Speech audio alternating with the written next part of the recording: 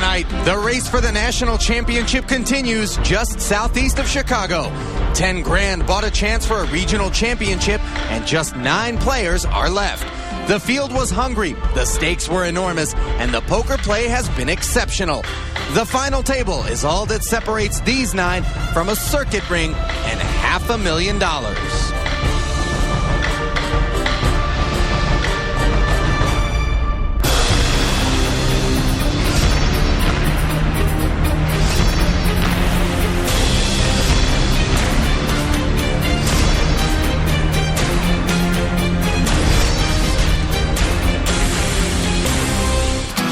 Welcome to Horseshoe Casino in Hammond, Indiana, just a short drive from the windy city of Chicago.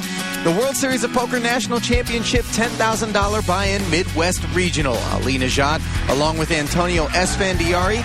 Tonight's final table giving us a look at some rising stars, including Gabe Petgorski, David Doc Sands, Shannon Shore,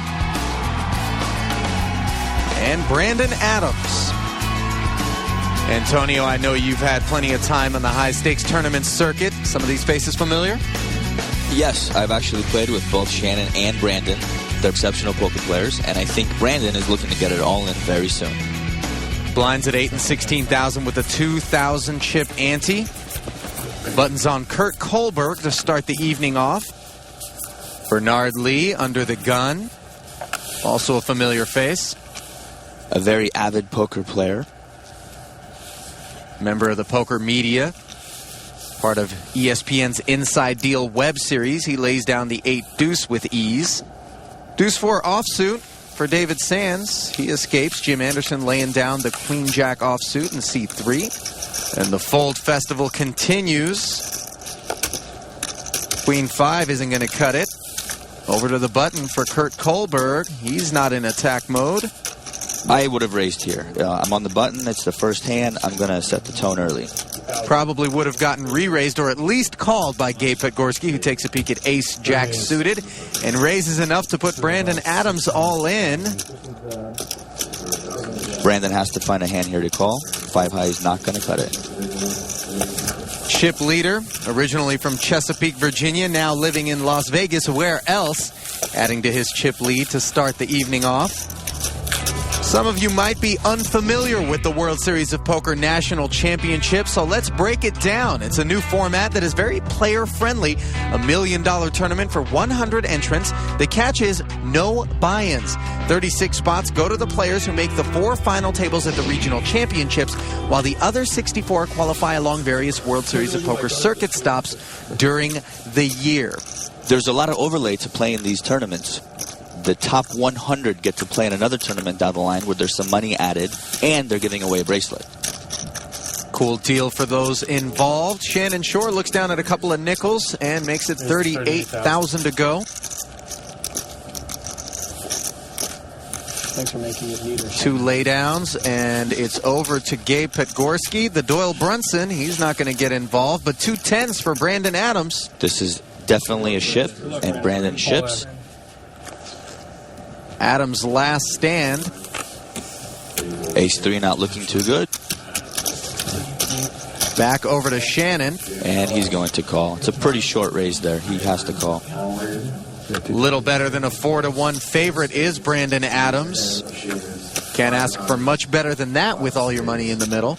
No, you really can't. He's got a pair of 10s. His opponent has an underpair. That's exactly what you want in poker. He's a big favorite. Brandon has a spade. No diamond, though. And no 5 either. 2 10s looking even better at this point. Looking pretty grim for Shannon. And that look says it all. He does have plenty of chips, however. Board pairs on the turn, and one of 2 lonely 5s is all that Brandon Adams has to dodge in order to double up. Here comes the river. And he does dodge that 5, celebrating with his mom over on the sidelines. Brandon still has his work cut out for him, however. Just over 280,000 in chips after winning that pot. And with the blinds where they are, he's by no means out of the woods. At 42,000 around, he's still looking to get it all in. pretty quickly here. 2,000 ante. Every hand does add up quickly.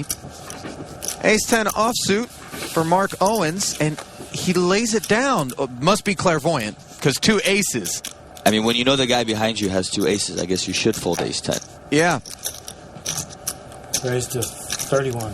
Kohlberg makes it 32,000 to go. Min raising here. And that is just a great feeling when you're at a final table and you look down at 2 aces and open. It just feels good. Very small raise could invite action that Kurt would otherwise be avoiding, and of course he won't mind that with 2 aces, but not going to get a lot of information about your opponent's hands with a raise that small. No, but min raising has become quite popular nowadays in tournaments for whatever reason. Evolution of the game. There are trends that develop. Absolutely. Sands sitting on a pair of 3s. His opponent has opened for a raise. I think flat calling is the optimal play.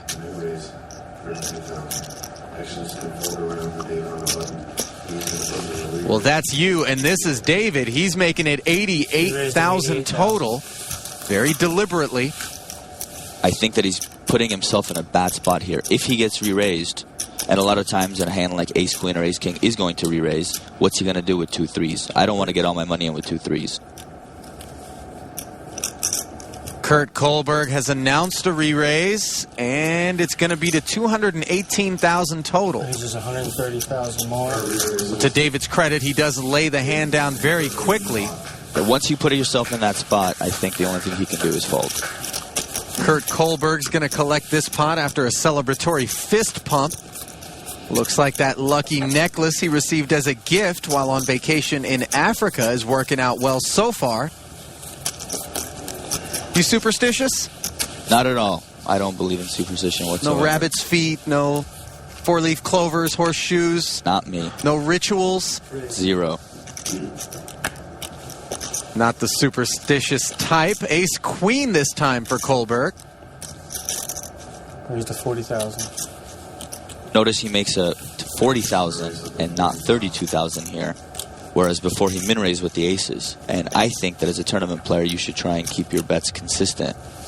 Where, you know, good players will pick up on your range with the amount that you raise. Brandon Adams laid down 2 6s pre-flop as the action's now over to David Sands.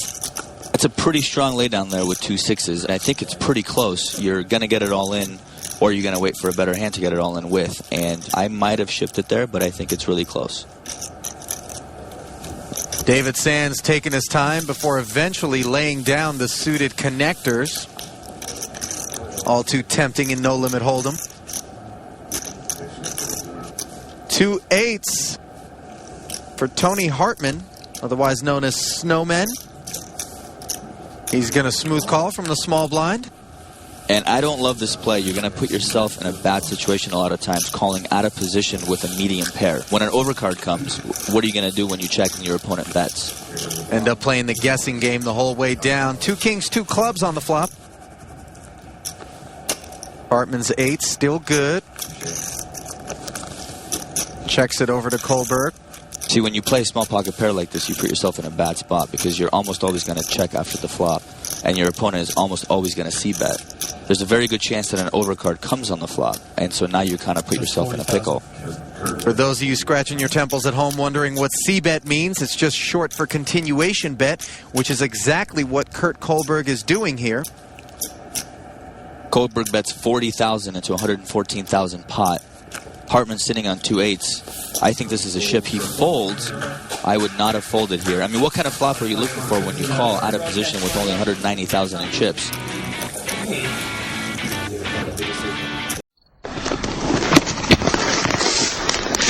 Hello, beautiful.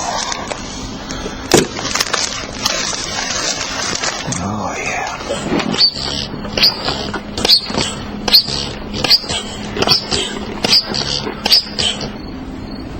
No one to play with. So play online at partypoker.com. It's fun, it's easy, it's the world's largest poker room. You folded? Welcome back to the World Series of Poker Midwest Regional Championship. Over $500,000 going to one of our remaining 9.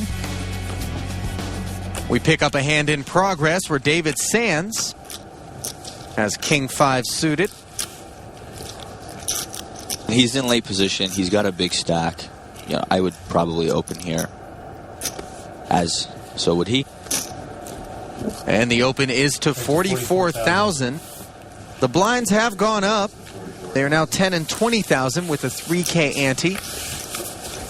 Now, typically we see the 3X raise in poker tournaments to open, and that's standard, but That's it feels pretty like standard. we've gone to 2 to 2.5 here. Sometimes a certain person sets the trend at a poker table. They start opening for 2.5, so everybody else starts opening for 2.5. And that's just kind of how poker works sometimes. It's the stimulus package. 2 8s for Shannon Shore. We see him call from the small blind. Same thing that Tony Hartman did. Slightly different situation. His opponent, the original raiser, is an aggressive player with a lot of chips. If he re-raises and gets called, he's kind of in a bad spot. I don't mind the flat call at all. He wants to see a flop and play afterwards. Call. May feel differently about Mark Owen's call with 8-5 suited. He's only calling 24,000 more. He's getting almost 6 to 1 and a potential triple up if he hits a dream flop. I like the call. And he probably likes the flop. 4-6-5. He's got middle pair and a gut shot straight draw. Shannon's 8's still the best hand. David also with a pair of 5s and a better kicker than Owens.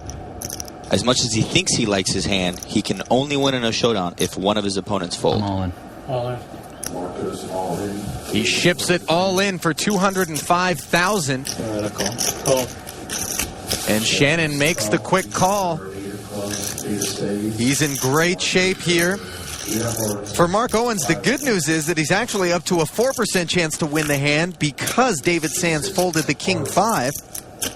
Board pairs on the turn, only 1-5 left in the deck. The king of hearts on the end sends the 38-year-old options trader's market plummeting.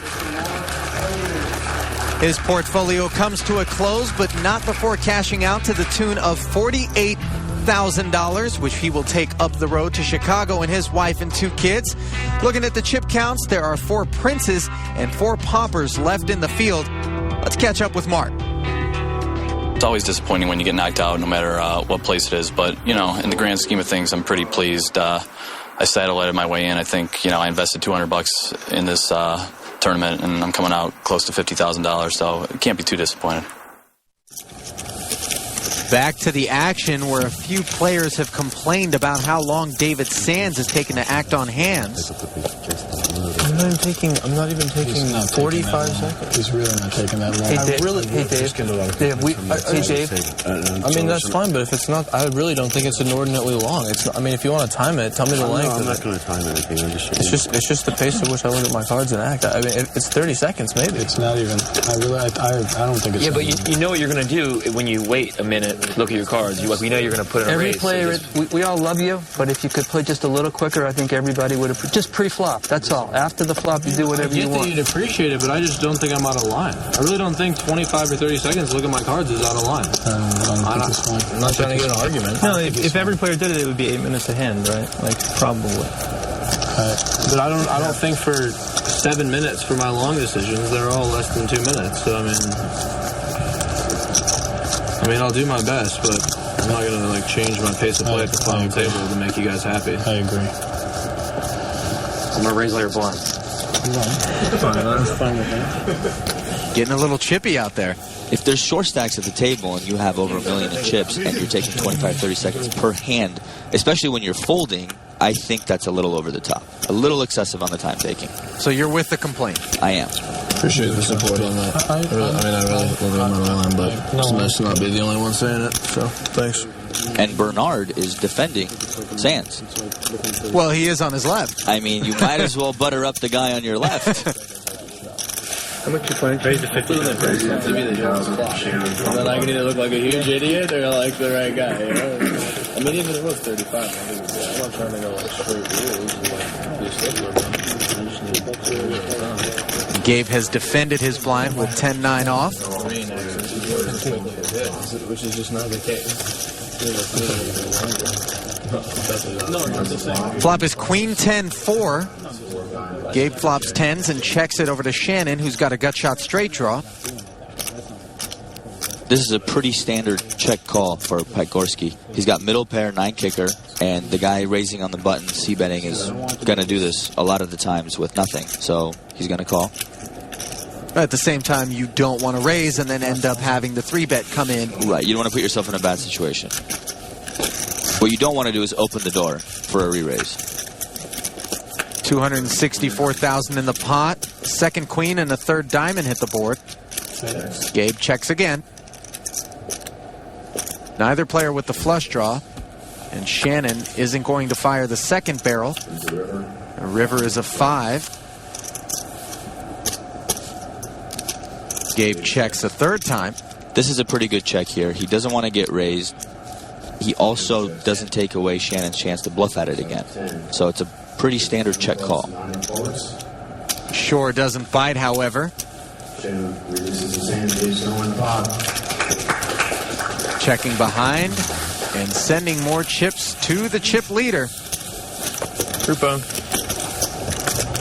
Not going to help Shannon's efforts on the evening. Now you hear Gabe Patgorski there say root bone. He's actually a part of a poker podcast entitled Root Bone Radio. He and a couple of friends, Peter Jetton and Brian Powell, who are also high-stakes poker players, get together from time to time. Gabe will explain exactly what root bone means a little bit later for us. Stick around for that. King 10 suited for Bernie Lee, and he'll just lay it down. He just mucks it. I mean, it kind of depends on his position. He's pretty early, so to open and get re-raised here, King 10 is not the best spot to put yourself in. I don't mind the fold at all. Haven't seen Bernard play a hand yet. David Sands, who we've seen play quite a few, looks at 2 9s. And everyone no doubt looking at him as he plops 47,000 out there quicker than usual. Uh-oh. 2 aces for Jim Anderson. There's still aces, Jim. All in. And he realizes it, moving all in for 343,000 and 2 queens for Shannon Shore. This is a very bad spot for Shannon. It's going to be very difficult to get away from this hand in this particular situation. If he does, I'll be very surprised. And he does not, moving all in for almost 1.2 million. Oops. Pretty sure you have exactly ace-king offsuit, Shannon, but I'll fold. Oh, wow. Lucky me. You're calling me, are you? Lucky me. Ace of clubs. Shannon turns over the queen of diamonds. Shannon looking quite frustrated. Here comes the flop. Who can blame him? He's in horrible shape heading to the flop, which is king high. A couple of spades out there, but Jim Anderson's got the ace of spades, so that's not going to help Shannon as a backdoor option. Anderson here, very close to a double up, only 2 cards away. Here comes the turn. 7 of diamonds is safe. He dodges the first one. Shannon's going to catch queen. Jimmy's going to double up. Here's the river. And dodges the second as well. Looking good for the former pizza cook and bartender who actually won a 1K mixed event here at Hammond a few days earlier for 26 grand, which free-rolled him into this tournament as he picked up an automatic seat. Shannon Shore obviously not happy. No reason to beat himself up, however. We call that a good old-fashioned cold deck. We're just down the road from Chicago here at the Midwest Regional Championship, and they do things a little differently here. I'd say the difference between Chicago and somewhere like Vegas is definitely the Chicago accents. The Horseshoe Casino. The final table. The chip leader. The guy. The coach. The blind standing 20K with a 3K, Annie. You're good. Real good, kid. David Sands with 9-3 suited. And that's a quick fold for him. Deuce 4 suited for Tony Hartman. Good luck. And he's just going to ship in his remaining 95,000. He finally found a winner. The old 4 high ship. Clearly not advisable. How many? Gabe asking for a count. He's got ace-3 offsuit, and he's going to make the call. Gabe knows that Tony's range is very wide here. He's short stacked. He's looking to ship it with pretty much any 2 cards. Smooth call could open the door for a move behind him. King Jack suited for Bernard Lee. He mucks. He's playing a little too conservatively. King Jack suited is not a fold. He is ahead of the 4 spades, deuce of spades of Tony. Thank you. Maybe I'll make a wheel. Hartman is a 3-2 dog heading to the flop. 2 10s and a 9 isn't going to help deuce 4 suited's chances, and Tony knows it. He's got 6 outs twice. Can't blame him for standing up. 5 of clubs does nothing for him. It's going to take a 4 or a deuce to put Tony back in that seat.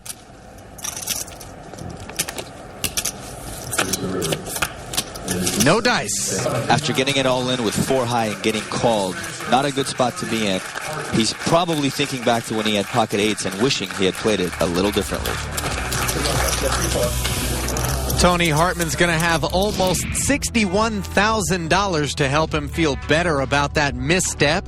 Gabe Patgorski pads his chip lead by a touch. Shannon Shore a distant second.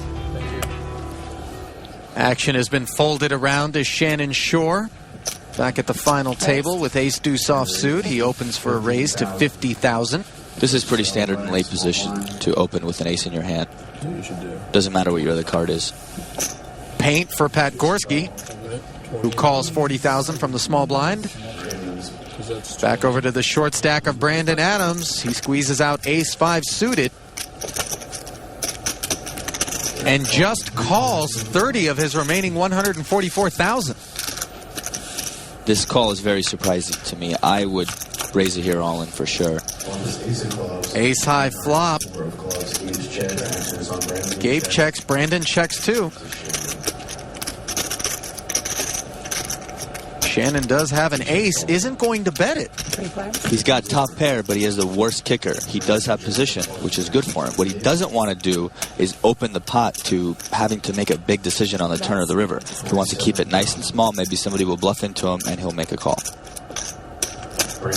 Gabe bets the Broadway draw on the turn. Adams moves all in.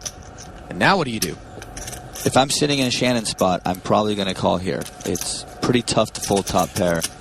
Brandon could have a draw. He could have a jack. You kind of just have to call. Calls. That's exactly what Shannon does. Gabe makes the easy lay down. There's ace of diamonds, deuce. Both hands are turned over.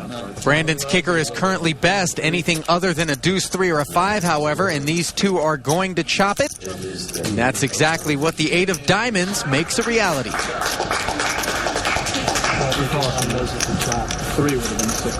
Time to carve up Gabe Patgorski's chips. We split it? That's good. And give Mom a quick update. Just over the border in Indiana, Hammond Horseshoe Casino has the best gaming and restaurants in the area. Welcome to Vineyards.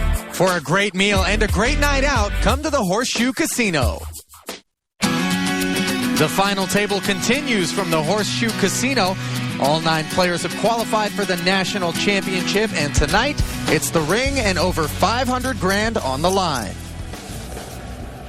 Picking it up, it's Bernard Lee, who we have yet to see play a pot, looking at 7-8 offsuit, and that streak is going to continue as he lays down. He likes to fold. David Sands with 7 deuce suited. Let's hope he'll fold this one a little faster than some of the others he's looked at, and indeed he does. He is improving. Speeding up with every orbit. A7 suited for Shannon Shore. He's got chips to play with. In the cutoff, he opens to $50,000. Pretty standard open with the A7 suited. 996. Kurt Kohlberg asking for a count. He's got King Jack off suit. On the button. Best place to be. Raise. On point. And he's announced raise. It's about time we saw some 3 bets.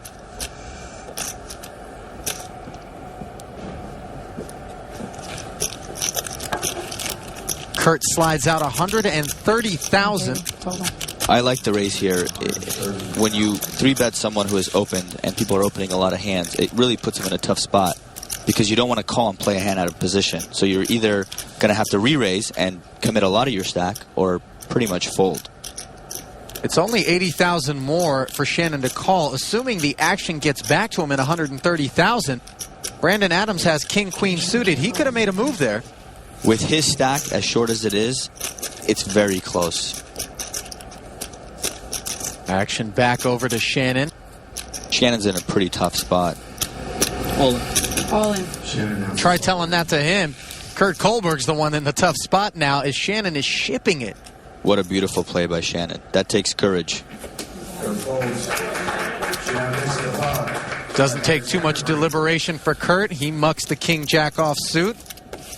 And you're starting to get a sense of why Shannon Shore is such a force in the poker world. I got into poker in 2003, like a lot of guys did in the Chris Moneymaker era. I started playing $5 house games with my college friends, and then made the transition to online poker. I actually took quite a beating, lost a few thousand, like as I learned the game over about a year or so, and then sort of figured it out, and I guess the rest is kind of history. There's a lot of pressure playing at a final table just because the difference between first and ninth, it's like a couple years' work, really. You kind of have to detach yourself from like the magnitude of it and just play poker. Shannon clearly has detached himself. If you're able to ship in almost 1 million in chips with ace-7 suited after getting 3-bet. That was a beautiful play indeed. Brandon Adams making a slightly less sexy play with ace-5 offsuit, but the right one. Opening the pot on the button, moving all in. What's the total? 139. Call. Bad timing, however. David Sands has ace-queen. This hand plays itself. Ace-5 on the button, short stack. It's a very standard chip, and ace-queen is never going to fold in the big blind. Brandon just ran into a hand here. What can he do? Now, if Bernard Lee had ace-queen... All right, Mom, dinner's looking good. You never know. He might have folded. Mom is concerned, and rightfully so. The flop is 9-jack-deuce. No help for Brandon. He's fishing for a 5 to stay alive. Ooh, 6 is close. Not quite, however. 3 outs once to keep Brandon Adams alive. Mom looking very hopeful. And those hopes will be dashed as the 8 of diamonds lands on the river, sending the man with the masters in real estate into stack foreclosure. The early double-up doesn't pay dividends. Brandon has gone in 7th place, earning 77 grand. You're watching the WSOP Regionals presented by AMP Energy. We're down to just 6 players at the Midwest Regional Championship here in Hammond, Indiana. Mark Owens busted in 9th. Tony Hartman followed him in 8th. And Brandon Adams thought he might have hit a lucky turn, but was out in 7th. Action down to 6-handed now. The less players at a poker table, the more aggression comes into play. In order to win these things, you really have to come out of the woodworks and start playing a lot of hands. Lines have also gone up to 12 and 24,000 with a 4K ante. That's also going to force the issue. Gabe Petgorski with pocket 4s opens the pot with a raise to 53,000. And back to normal. Lee folds. Ace-4 for Doc Sands. That's David's online moniker. Shannon Shore with ace-9. He's already got 24,000 out there, plus the 4K ante. He's definitely not folding. But he's not raising either, calling the 29,000. He'll be out of position. There we go. Here comes the flop. 5-10 deuce. Shannon checks the ace high. 2 overcards to the pocket 4s. Don't look to be slowing Gabe down one bit as he fires 64,000. There's a lot worse flops that can come when you have 2 4s in your hand. 10-5 deuce is a pretty good flop. At least a 5 doesn't figure to be in Shannon's hand more often than not. A 10 probably the only thing you got to worry about, or someone playing back at you with the flush draw. Or just playing back at you with ace high. Apparently, Shannon Shore check raising to 165,000. Showing more of that heart that we saw when he put in number 3 against Kurt Kohlberg's King Jack offsuit a short while ago. He had ace 7 suited in that spot, and it was pre-flop. Gabe not buying it, however. He calls an extra 101,000. Well, Shannon's raise here is representing a big hand. If he had just a 10, he would probably just call, given that he's out of position. If he had a flush draw, he probably just calls as well. So when he raises here, he's repping pocket 5s, pocket 10s, possibly pocket deuces. So for Gabe to call here makes perfect sense. I mean, what is Shannon repping here? He either has a monster or he's probably bluffing. That polarized range lending to Gabe, looking him up as Shannon has bet 188,000 on the turn and been called once more. Here's the river card. 5. Second 5 on the river. This pot is up to 848,000. Shannon gives up. I check. Gabe checks. Gabe makes the easy check behind, and he's going to roll over 2 4s. And that is not going to make Shannon Shore happy. This hand really shows in clarity how much poker has progressed. 5-6 years ago, this kind of play was not going on. Nowadays, these younger players, they have a pair of 4s and they know they're good and they hold on. Shannon unlikely to win the pot with a bet on the end, so he just shuts down and hands the pot to Gabe, who isn't letting anyone near that top spot. For Bernard Lee, it's desperation time. Button is on Jim Anderson. Gabe will be first to act. Oh, sorry. Under the gun, he's got king, queen off suit. This is a pretty standard open. I would always bring it in for a little raise. I thought you told me the action was on. Gabe's going to limp in, however, mixing it up. This is definitely mixing it up. What's the point? I mean, maybe he doesn't want to get re-raised and have to make a big decision. He's the chip leader. He kind of wants to protect his stack. Personally, I bring it in for a little raise and see what happens. But I don't mind the limp. Well, what is he looking to accomplish? Hit a king or a queen. Play the hand against the big blind. Or play the hand against a guy with queen 7 on a queen high board. Shannon Shore limping in. 2 10s for Kurt Kohlberg in the big. And Kohlberg doesn't think that Pat Gorski limped with a big hand, because that really wouldn't make any sense. We do see players do that from time to time, but it does feel very elementary. Right. Very transparent if you limp under the gun and then 3-bet after someone raises. Polarizes your range down to aces, kings, maybe ace-king. And not necessarily all the time. There's a chance he could 3-bet here with the king-queen. 134,000 total is the raise. Gabe just calls. He doesn't give up. He's got position. He's got a huge chip stack. I don't mind the call. But Kurt Kohlberg probably does. There's a lot of flops that are very dangerous for Kohlberg. Ace 4? That's not one of them. Gabe probably doesn't have an ace in his hand, given that he just limped and called a raise. 150. Kurt fires 150,000 at the flop. Gabe's got the look. I don't think he wants to give this up this easily. He does have the nut no pair. It's hard to make the nut no pair.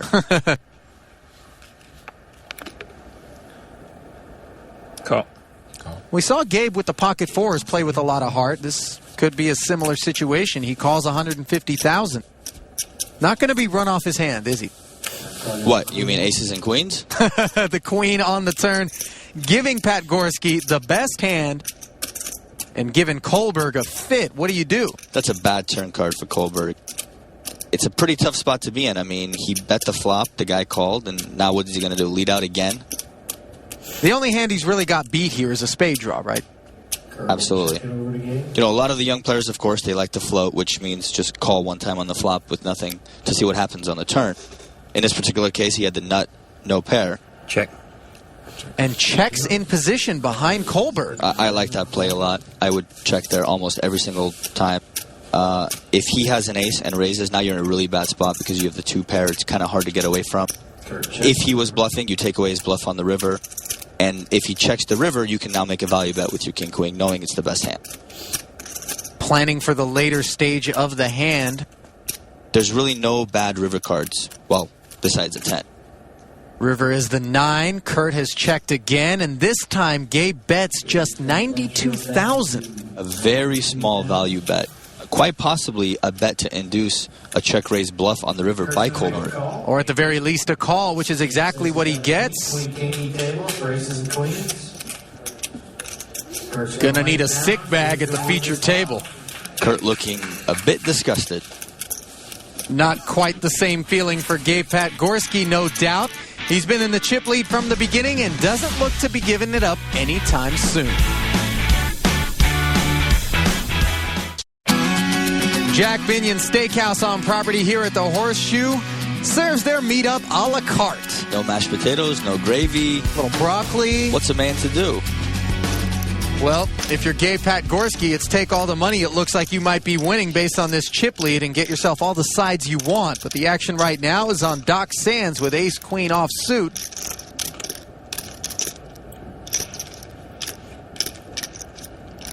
I'm going to head to the restroom real quick. No, wait, I'm back. He's made it $57,000.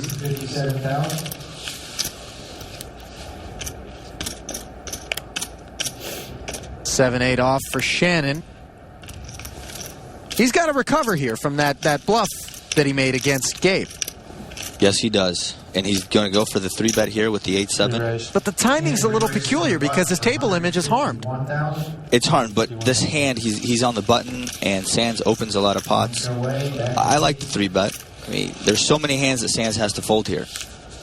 Ace-queen probably not one of them, though. 151 total. Nowadays, when you have ace-queen, a lot of these young players treat it like 2 aces and never fold. Poker has clearly evolved quite a bit. I'll go all in. All in. And there's an example. Doc moving all in for $762,000. And that'll settle the debate. Let's take a quick peek at the leaderboard, which reveals a constant theme so far in the action. Gabe Gorski sitting pretty at the top. Shannon Shore, the only other millionaire in chips. Not a 2-horse race by any stretch of the imagination, however, though Kurt Kohlberg is clearly in trouble. All right. Hey, it never gets old, man. That's right, never gets old. Everyone thinks it's, hilarious. And you don't mind being asked? No, I love I'll tell you anytime you want, brother. It's like I'm bragging. Yeah, exactly. I got $2.5 million. I got this much, baby. Raise to all in. Kurt moves all in. Kurt Kohlberg on the short stack, sticking it all out there with Queen 10 suited. Left. We've seen Gabe calling all in and bust a player earlier with ace-3 offsuit on the button. Now it's ace-9 that he calls with. This is definitely a call with the ace-9. Kohlberg's range is pretty open here. Bernard Lee mucks ace-7. Ace-jack, though, for David Sands. Very tricky spot to be in. Well, you know Kohlberg's range is wide. Very. But where's Gabe at? When Gabe calls, he has an ace in his hand. He could have a medium pair. He could even have king-queen, something like that. And David Sands is over the top for almost $1 million total, all in. I like this play a lot. I think that Sands knew that if Gabe had a real hand, he would have re-raised here. And so to go all in with ace-jack is a very strong play. I like it a lot. Unfortunately for him, ace-jack no longer the best hand as of the flop, which gives Kurt Kohlberg a pair of queens. Kohlberg looking to avoid making 2-pair, and he does so successfully on the turn, as well as pick up a spade draw, making the ace of spades no good. 6 of diamonds, safe river card, and Kohlberg is going to triple up. It's always nice to triple up at the final table when you're the short stack, especially when you're up against one opponent. Yeah, not the easiest thing to accomplish, a triple up against just one player. You're back in the blue chips, man. I got a blue chip. I feel like I got $5 million right now.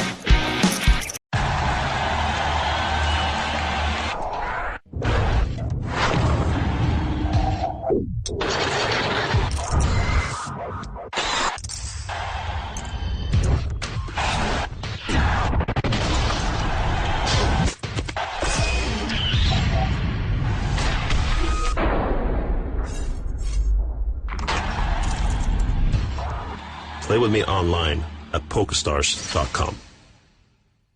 The Midwest Regional Championship final table continues from Hammond, Indiana. Chips are starting to move around, and we've got an all-in and a call at the final table. Jim Anderson has been quiet, but he's put himself in position for a big double-up with ace-10 against Shannon Shore's ace-5. Shore 3-bets Anderson all in here from the small blind, which I like because the button is opening with a wide range of hands. Timing was bad, however. Finds himself up against ace-10 and now up against top 2 pair on the flop of ace-7-10. Shannon drawing dead on the turn. Insignificant river will be dealt. Jim Anderson's going to double up. He almost didn't make it at the age of 20. Actually had a heart attack, believe it or not. One of his arteries spasmed and closed. Got life flighted to a hospital. And now here he is at the final table. Let's take a look at the Amp Energy hand of the day. Shannon Shore has had his chips in a lot of tonight's biggest pots. And the Amp hand of the day takes us back to another one against Jim Anderson, where an unlucky break for the Alabama native left him with queens up against aces. I swear to you, I was going to try to make a hero for him. For Shore, nothing he could do, and for Anderson, a big double up that kept him off the short stack. Back to our final table where the action is on Shannon Shore. And it's another big pair. Jacks this time. Raise? He'll raise on the button to 72,000. His hand is very disguised here. He's opening a lot of pots on the button. To wake up with jacks is very nice. Oh, check the thermostat in the building. It is frosty here. 2 aces for Gabe. Very unlucky for Shannon to run into 2 aces again. The writing seems like it's on the wall. Gabe re-raises to 207,000. It's going to be very difficult for Shannon to get away from this one. Wait for it. Wait for it. Go all in. Gentleman moves all Call. in. Call. There it is. Gabe calls immediately. Gabe tables aces. Very unlucky for Shannon. He looks shell-shocked, and you can't blame him. Jacks into aces, queens into aces, not what you need to do at a final table in order to win. In fact, that's a recipe for a quick exit. Fortunate to be here in 6th, which is where it's looking like he's going to finish on the 9-high board. Never too tilted for one last sip of coffee. King on the turn is no help. Shannon needs a jack. Can he hit it? No, he cannot. Running kings spell the end of Shannon Shore's evening. Not before a round of handshakes and a sip of Java. Everyone relieved to see one of the best players take an early exit. No doubt. Shannon's going to add a 6-figure payday to that exit. But Gabe Petgorski has his sights set on the even bigger paycheck, more than $500,000 to the winner. Gabe the heavy favorite with more than 3 times the stack of second-place Jim Anderson. We started the day with 9 fearsome challengers looking to win the circuit ring and over $500,000. I'm all in. All in. You're back in the blue chips, man. I really don't think it's inordinately long. After cold decks, tough calls, and brave all-ins, we're down to just 5. All right, Mom, dinner's looking good. Join us next time as the chip leader Gabe Petgorski tries to stave off Jim Anderson, David Sands, Bernard Lee, and Kurt Kohlberg. For Antonio Esfandiari, I'm Ali Najad. We'll see you next time from Hammond, Indiana.